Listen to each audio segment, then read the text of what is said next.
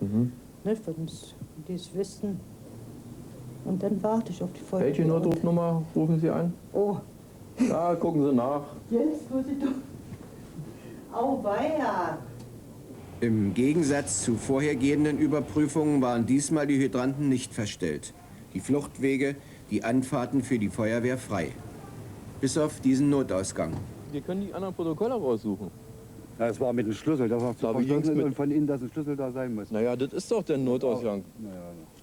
Dann die Aufforderung an einen Betriebsangehörigen, wegen eines angenommenen Brandes im Lager Alarm auszulösen. Nach Alarmplan hatte er die Feuerwehr 112 zu informieren und die Freiwillige Feuerwehr des Betriebes. Ihm kam das ungelegen. Er alarmierte nicht. Der nächste bitte. Wir stellen jetzt einen Brand fest, oben an der Rampe. Ja. Ja, und Ihre Handlungsweise, die jetzt hier von Ihnen getätigt wird. Machen Sie das bitte mal. Ruf bitte die Feuerwehr an, ja, 115. Brand im Objekt, Fall Elektromechanik Karlsdorf. Die nahegelegene Marzahner Feuerwehr war vorher von dieser Übung unterrichtet worden und kam nicht. Die eigene Feuerwehr musste den Ernstfall annehmen. Nicht alle nahmen Notiz von der allerdings sehr leisen Sirene. Nicht alle Gebäude wurden geräumt, sodass man an der Regelmäßigkeit von Anti-Havarie-Training zweifeln musste. Nach 10 Minuten wurde der Versuch einer Übung abgebrochen. Von der Freiwilligen Feuerwehr war nicht ein einziger am Gerätehaus aufgetaucht.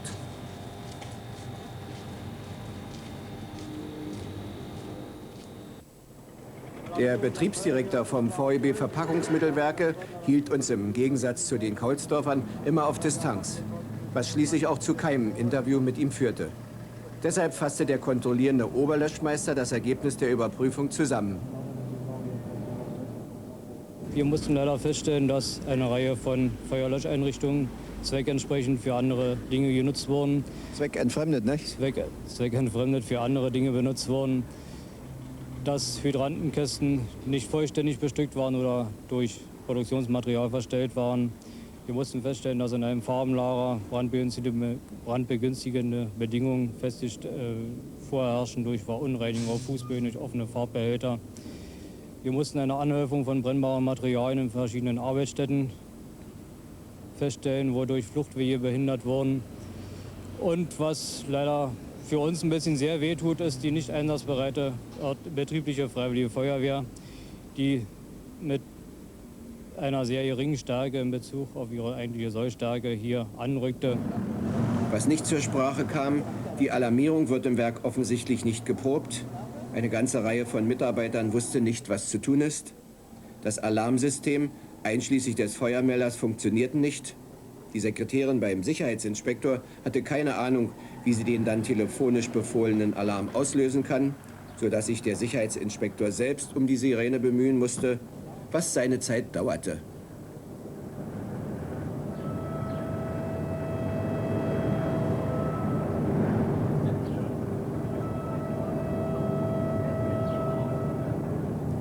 Wenigstens verließen daraufhin einige Kollegen die Halle, die wir von weitem einsehen konnten. In anderen Bereichen soll sich nichts gerührt haben. Als endlich die Freiwillige Feuerwehr eingetroffen war, sah das so aus. Statt 20 Mann 3. Ein untypischer Anblick für die Freiwilligen Feuerwehren unseres Landes und in diesem Fall eine Gesetzesverletzung durch den Betriebsdirektor, die Konsequenzen haben wird. Die Verpackungsmittelwerke sind allein aufgrund des Produktionsgegenstandes ein gefährdeter Betrieb mit hoher Sicherheitsstufe. Nach dem, was hier zu erleben war, ist er permanent gefährdet, was Feuerwehr und übergeordnete Leitungen nicht dulden werden. Disziplinarmaßnahmen und Ordnungsstrafen im Nachhinein sind ohne Zweifel nötig, aber wohl nicht die optimale Variante, um volkswirtschaftlichen Verlusten entgegenzuwirken. Ich finde, wir sollten uns noch viel öfter vorher Gedanken machen. Und das schließt ein, bestehende Gesetze zu achten und uns von unserem gesunden Menschenverstand leiten zu lassen. So wie das beispielsweise die Hausgemeinschaft der Berliner Allee der Kosmonauten 85 tat. Ich zitiere: Werte Kollegen der Redaktion Prisma, die HGL wendet sich heute mit einem Problem an Sie. von dem wir glauben, dass es von allgemeinem und volkswirtschaftlichem Interesse ist und solche Bedeutung besitzt, dass es auch für die Redaktion Prisma ein interessantes Thema sein könnte. Ich meine, es ist ein interessantes Thema. Einst war hier der größte Bauplatz der Republik, Berlin-Marzahn. Obwohl jetzt anderswo Häuser wie Pilze aus dem Boden schießen, so bleibt doch Marzahn Symbol hauptstädtischen Wohnungsneubaus. Diese 11 Geschosse, gerade erst 10 Jahre alt, stehen aber schon jetzt vor ihrer ersten Sanierung. Neue Warmwasserstränge müssen rein, so die KWV. Das betrifft ca. 800 Wohnungen. Geplanter Bauaufwand 1,7 Millionen Mark. Die Mieter dieses Aufgangs in der Allee der Kosmonauten haben jedoch Bedenken. Was halten Sie denn von dieser geplanten Strangsanierung, die ja durchgeführt werden soll im Haus? Na, ich finde, dass man das wirklich erstmal vorher prüfen sollte, denn wir haben die ganze Zeit eigentlich keinen Rohrbruch weiter und man sollte mit Material nicht praktisch sparsam umgehen und nicht jetzt, wenn es vielleicht gar nicht notwendig ist, dass man das wirklich überprüft. Ja, wissen Sie, ich würde einer solchen Strangsanierung sehr aufgeschlossen gegenüberstehen, wenn ich von deren Erfordernis überzeugt wäre. Aber wenn ich so die ersten Nachrichten hier höre, wie die Probemessungen verlaufen sind, dann kommen mir echte Zweifel. Und ich meine, wir sollten sehr unduldsam sein gegenüber Lösungen, wo wir auch nur vermuten, dass leichtfertig mit Volkseigentum umgegangen wird. Und wir sollten solche Dinge doch prüfen und dann werden wir eine solche Strangsanierung mit allen Kräften unterstützen. Herr Steinfurt, wie hat denn die KWV die geplante Sanierung begründet? Die KWV hat die geplante Sanierung damit begründet, dass Fachleute und Experten das untersucht haben sollen und unter anderem dieses Stück Rohr als Beweis vorgelegt, aus dem man ersehen soll, dass also diese Rohre dermaßen zugewachsen sind und äußerlich so korrigiert sind, dass also diese Rohre entfernt werden müssen. So sehen die Rohre bei ihm im Haus aber nicht aus? So sieht kein einziges Rohr und auch kein Zentimeterrohr so aus. Wie hat denn Ihre HGL auf diesen Sachverhalt reagiert? Wir haben uns als HGL offen dagegen ausgesprochen, dass ohne Analysen und entsprechende Kontrollen irgendwelche Sanierungsmaßnahmen hier durchgeführt werden. Wir haben ausschließlich immer darauf hingewiesen, dass erst im Ergebnis von Untersuchungen eine Entscheidung über Sanierung getroffen werden kann. Die KWV Marzahn hielt genaue Analysen jedoch nicht für nötig. Die Mieter indes schon. Und so holten sie sich einen Fachmann. Heinz Preissel ist TKU-Leiter im Wasserbaukombinat Berlin. Mit ihm und seinem Ultraschallmessgerät wollen sich die Mieter nun Gewissheit über den Zustand ihrer Warmwasserstränge verschaffen.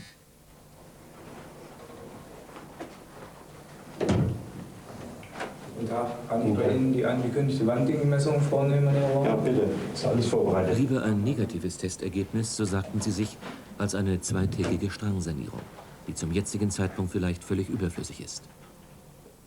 Herr Preissel, was kann dieses Gerät? Dies ist ein Ultraschallprüfgerät vom Typ TI4. Das wird vielfach in der zerstörungsfreien Werkstoffprüfung eingesetzt. Eine der Möglichkeiten dieses Gerätes ist die Wanddickenmessung, die als Lebensdauerüberwachung in vielen Bereichen unserer Volkswirtschaft, besonders in Kraftwerken, angewendet wird. Mit dem Prüfkopf kleide ich jetzt das Rohr ab und stelle fest, die Wanddicke ist in Ordnung, das Rohr braucht nicht ausgewechselt zu werden. Auch wenn die Stränge äußerlich wie neu aussehen, entscheidend ist das Rohrinnere. Stärke und Stabilität der Wandungen also und der Grad der Verkrustung. Das heißt, ob ein Strang zugesetzt ist oder nicht. All das lässt sich ohne Montageaufwand leicht messen, in 5 Minuten pro Wohnung. Die KWV war für solche Zustandsanalysen jedoch wenig zu begeistern, selbst nicht, als ihr die Hausgemeinschaft anbot, für sie die Messungen durchführen zu lassen. Der HGL-Vorsitzende Manfred Hirschl hat dazu auch eine Erklärung. Ja, das liegt sicher an der nicht ausreichenden Partnerschaft zwischen Vermieter und Mietern. Die Hausgemeinschaftsleitung wünscht eine gute Partnerschaft zur kommunalen Wohnungsverwaltung, aber die Funktionäre dort scheinen das noch nicht begriffen zu haben. Also Sie sind recht unbequem, ja? Wir sind unbequem, aber immer im Interesse der Sache. Und immer mit Vorschlägen, wie wir es gemeinsam lösen können. Für so viel Entgegenkommen sollte die KWV eigentlich dankbar sein. Die Hausgemeinschaft Allee der Kosmonauten 85 ist immerhin eine der aktivsten im Wohngebiet. Die goldene Hausnummer spricht dafür. Und auch, im gesamten Block die geringsten Reparaturkosten beanspruchen zu müssen. Vieles wird eben in Eigenregie gelöst.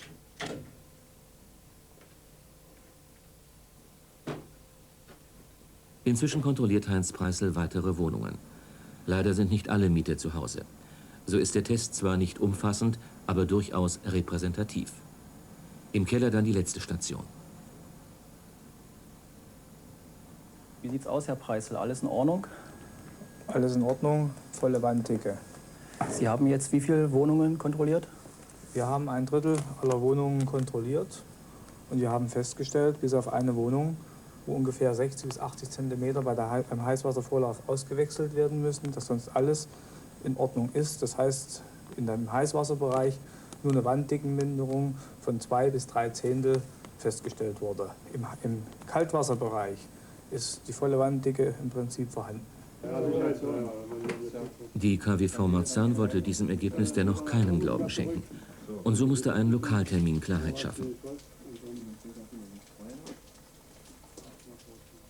Ein Strang wurde geöffnet. Man wollte sehen, ob die Rohre tatsächlich zugesetzt sind, wie von der KWV immer wieder behauptet. Neben Skepsis und Neugier hatten die Wohnungsverwalter noch eine Menge Argumente mitgebracht, warum die Sanierung unbedingt notwendig sei. Die schlechte Qualität und damit geringe Lebensdauer der Rohre, die Gewinde, die so schnell rosten und zu Rohrbrüchen führen, Erfahrungen aus anderen Häusern, wo Sanierungen gerechtfertigt waren und. Doch den Vorwurf, keine Zustandsanalysen vor und die Hinweise der Mieter nicht ernst genommen zu haben, mussten sie sich schon gefallen lassen. Dann konnten sich alle selbst davon überzeugen, wie es in den Rohren ausschaut. Wie gesagt, ich bin auch der Meinung, dass es noch nicht erforderlich ist und dass man nicht nach den jeweiligen wirtschaftlichen und erforderlichen des Verschleiß der Anlage durchführen müsste. Nee, wir können jetzt bestätigen, dass die Messergebnisse durch die Privatinitiative der Mieter auf jeden Fall stimmen. Die Steigeleitungen sind noch nicht so verkrustet, wie wir das angenommen haben. Welche Schlussfolgerungen wird daraus die KWV ziehen? Wir werden bei der Einplanung weiterer Schrankerneuerung auf jeden Fall die moderne Technik, die hier angewandt wurde, auch nutzen, da sie bei uns im Betrieb vorhanden ist, in einem Fachbereich, wo wir das bisher nicht vermutet hatten. Werden wir also bei der weiteren Einordnung wir stellen uns das so vor, dass wir also hier innerbetrieblich eine kleine Expertengruppe auf der Basis Schrankerneuerung hier dann zu Hilfe nehmen, die uns mit den Messergebnissen dann eine etwaige Sicherheit geben, müssen wir nun unmittelbar jetzt hier in die Schrankerneuerung einsteigen oder können wir es auf 2, 3 Jahre hinauszögern, sodass wir also dann andere dringende Objekte vorziehen können. Eine Einsicht, die fast schon zu spät kommt. Denn in benachbarten Häusern wird schon fleißig saniert, ohne vorherige Zustandsanalyse. Wie uns die Mieter dieser Wohnung versicherten, gab es zuvor in ihrem Haus auch keine Probleme mit den Warmwasserleitungen.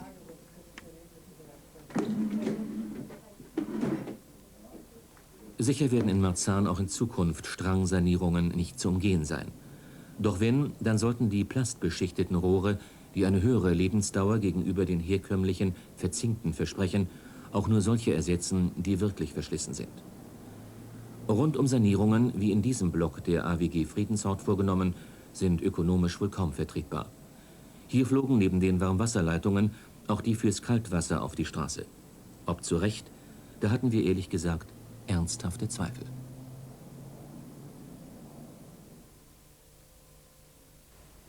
Mir ist unbegreiflich, wie sich Mitarbeiter einer KWV und einer AWG so verhalten können. Ich finde, das hat nichts mit Plandisziplin zu tun. Das ist Starrsinn, den wir uns volkswirtschaftlich nicht leisten können. Zumal jeder weiß, dass Sanierungen andernorts viel, viel nötiger gebraucht werden. Meine Damen und Herren, auch für unseren letzten Beitrag stand ein Briefpate. Die Familie Zimmermann aus Blesendorf im Kreis Wittstock hatte Zweifel an ihren Schulkenntnissen zum Thema Materialökonomie. Und wenn Sie mich fragen, zu Recht. Und nun haben wir erfahren von Kraftfahrern und auch von anderen Leuten in Wittstock, dass die Wittstocker Deponie, dass dort solche Stoffe liegen. Dass der Obertrikotagenbetrieb dort Stoffe abkippt. Heute sind einmal durch den OTB 16 Kubikmeter angefahren worden und durch den Stadtwirtschaftsbetrieb 7 Großcontainer A6 Kubik. Nun sind ja da Stoffreste dabei, aus denen man ohne weiteres noch etwas nähen könnte. Ja, ohne weiteres, es sind auch größere Stücke bei. Ja, und man sollte die Sachen auch überprüfen, eventuell irgendwie der Bevölkerung zur Verfügung zu stellen, ja. Wir erfuhren, dass Sero nur 100%ige Baumwollreste abnimmt, es sich hier aber um Mischgewebe handelt. Die sind für Sero uninteressant. Also kommen sie auf die Kippe mit Stempel und Unterschrift. Unverständlich ist, dass dabei solch große Stücke auf der Deponie landen. Nicht nur einer Hobbyschneiderin schlägt da das Herz höher. Wir wollten es genauer wissen und fahren in den schon mehrmals erwähnten OTB, den Obertrikotagenbetrieb Wittstock. In dieser Abteilung entstehen die Reste beim Zuschnitt. Der Stoff, genauer das Gestrick, hat eine bestimmte technologische Breite.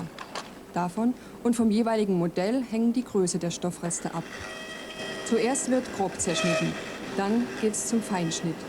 Überall wird dabei ein Rand gelassen.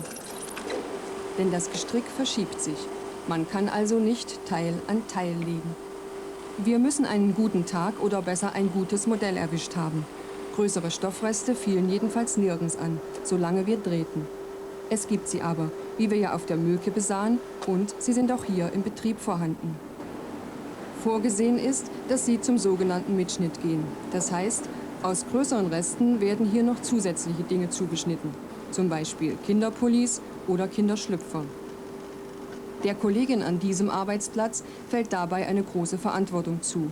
Sie entscheidet nämlich, was woraus noch zu machen ist.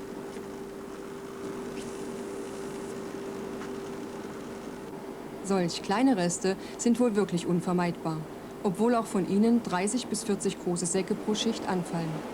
Größere Reste werden auch in andere Betriebsteile zur Verarbeitung geschickt. Warum wir sie dennoch auf der Kippe fanden, weiß niemand so genau zu sagen. Denn seit Anfang des Jahres soll nur noch auf die Kippe, was kleiner ist als 30 mal 30. Auch bei den Bemühungen, größere Reste sinnvoll zu nutzen, nennt Betriebsdirektor Oertel Zahlen, die gut klingen. 1987 waren es nur knapp 5 Tonnen. 1988 schon 5-mal so viel. Und allein bis April dieses Jahres wurden 17 Tonnen Reste genutzt. Genosse Oertel, wir waren heute auf der Müllkippe und die Stoffreste, die wir heute gefunden haben, waren wesentlich kleiner. Also hat mit denen damals doch was nicht gestimmt. Naja, wir haben seit längerer Zeit schon an dieser Problematik gearbeitet. Ich habe im Januar nochmal eine Weisung erlassen im Betrieb über die Behandlung von Abfällen. Es gibt die größerflächigen Abfälle, dazu sind Regelungen getroffen worden.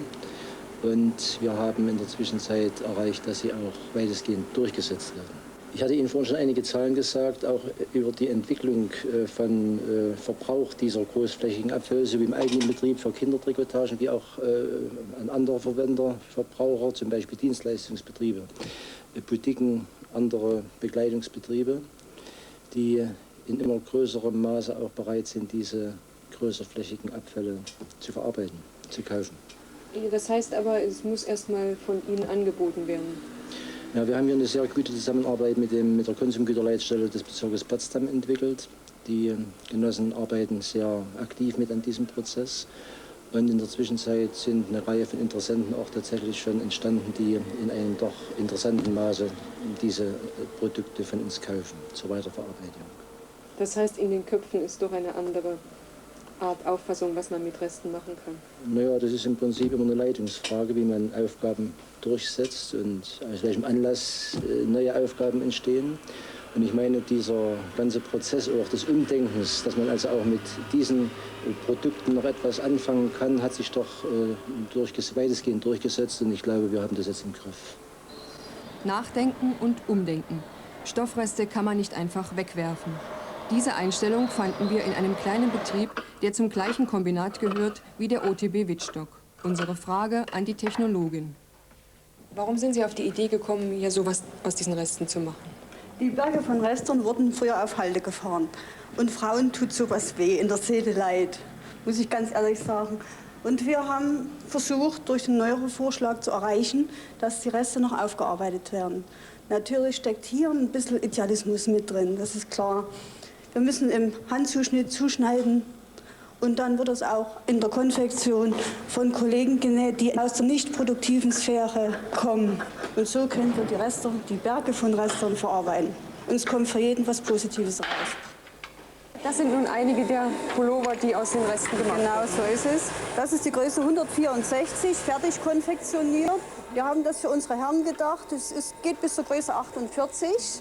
Dann haben wir noch für Damen etwas.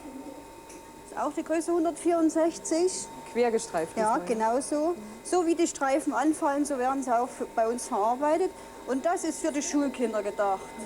Auch längs- und quergestreift, je nach Anfall der Reste. Sicher ist nicht so einfach zu verallgemeinern, was hier in Meerane gemacht wird. Aber der Gedanke, es darf nichts weggeworfen werden, was noch zu verwenden ist, der ist durchaus verallgemeinerbar.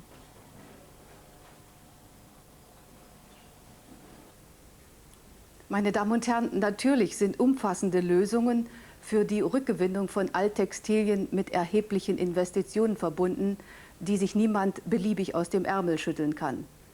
Eben deshalb ist jeder Gedanke wichtig und muss genau geprüft werden, ob er geeignet ist, aus dem Vorhandenen mehr zu machen. Auf Wiedersehen.